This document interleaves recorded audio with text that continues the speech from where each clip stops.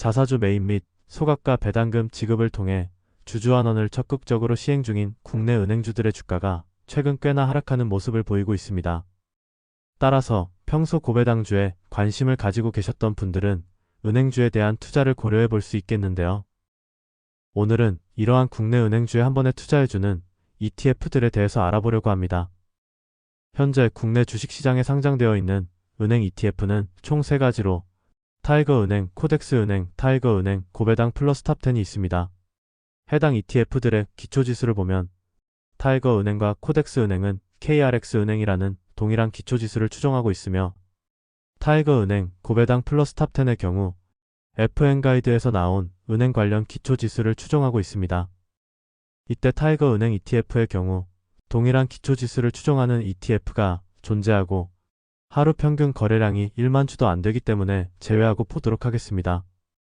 ETF별 구성 종목의 큰 특징은 KRX 은행 지수를 추종하는 코덱스 은행의 경우 시가총액 상위 은행주 10개를 포함하며 FN가이드의 은행 고배당 플러스 탑10 지수를 추종하는 타이거 상품의 경우 은행 종목 중 3년 연속 현금 배당을 지급하고 예상 배당 수익률이 평균 대비 높은 종목들을 산출하여 최종적으로 시가총액 상위 10개 종목을 포함합니다. 이러한 특징을 바탕으로 구성된 두 ETF의 구성 종목을 보면 코덱스 은행 ETF는 유동 시가총액을 기준으로 비중을 산출하기에 KB금융, 하나금융지주 등의 순으로 이루어져 있고 카카오뱅크와 제주은행 등도 포함되어 있습니다. 참고로 기업은행의 비중이 6% 정도로 작은 이유는 최대 주주가 기획재정부인데 해당 지분이 유동시가총액에 포함되지 않기 때문입니다. 다음으로 타이거은행, 고배당 플러스 탑10 ETF는 기준을 통과한 종목들에 대해 배당금 총액을 기준으로 비중을 산출하기에 마찬가지로 대형 은행주들이 상위에 위치해 있습니다. 또한 해당 타이거 ETF의 경우 기준을 통과한 종목이 10개가 안 될 경우 보험 및 증권 업종에서 예상 배당 수익률 상위 70%에 해당하면서 시가총액이 높은 순으로 종목을 추가하게 됩니다. 참고로 색깔로 표시해둔 부분이 서로 다른 종목을 포함하고 있는 경우입니다. 그리고 코덱스 은행의 경우 단일 종목 최대 비중이 20%로 제한되며 매년 9월 종목 정기 변경을 진행합니다. 그리고 타이거 상품의 경우 단일 종목 최대 비중이 15%로 제한되며 추가된 증권 및 보험 업종 종목의 경우 5%로 제한되고 매년 6월과 12월에 종목 정기 변경을 진행합니다. 다음으로 두 ETF의 시가총액을 비교해보면 코덱스 은행 ETF는 2006년에 상장된 종목이기에 규모가 확실히 큰 편이고 타이거 상품은 비교적 최근인 2023년 10월에 상장되었지만 벌써 2천억 원 이상의 규모를 달성하였습니다. 그리고 장기 성과에 있어 큰 영향을 끼치는 총 수수료를 비교해보면 총보수는 동일하지만 기타 비용에서 차이가 있어 코덱스 은행 ETF가 타이거 ETF에 비해 0.04% 더 저렴합니다. 다음으로 배당 ETF에서 가장 중요한 부분이라고 할 수 있는 분배금 지급 내역을 보면 코덱스 은행 ETF는 지금까지 1년에 한 번 분배금을 지급하는 연분배 방식을 사용해왔지만 올해 8월부터는 월분배 방식을 사용하고 있습니다. 반면 타이거은행, 고배당 플러스 탑10의 경우 상장 직후부터 월분배를 시작하였고 최근에는 분배금이 61원에서 73원으로 증가하였습니다.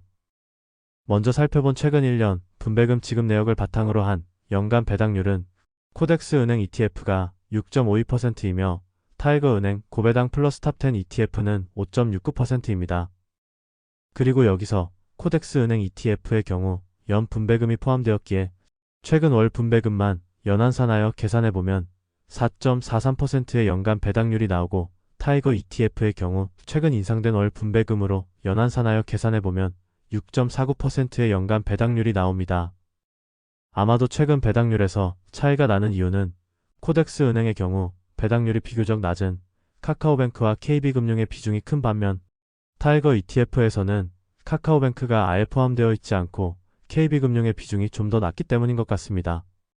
마지막으로 2024년 주가 수익률과 누적 분배율을 합한 총 수익률을 비교해보면 주가 수익률에서 타이거은행, 고배당 플러스 탑10이 크게 앞서는 모습을 보여주었고 분배율은 거의 비슷한 수치를 나타냈습니다.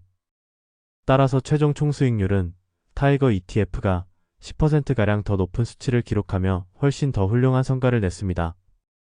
개인적으로 오늘 내용을 바탕으로 결론을 내려보자면 타이거은행, 고배당 플러스 탑10이 좀 더 괜찮은 종목이라고 판단되는데요.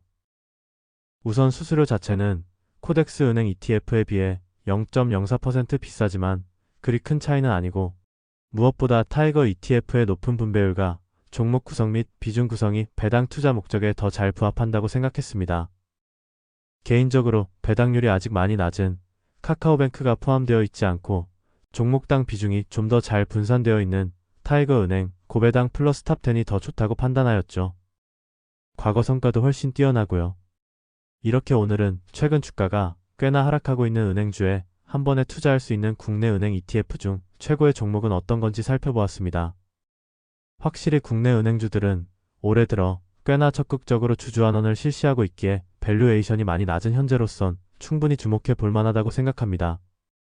그럼 여러분들의 다양한 의견을 댓글로 남겨주시면 좋을 것 같고, 오늘도 끝까지 시청해 주셔서 감사합니다.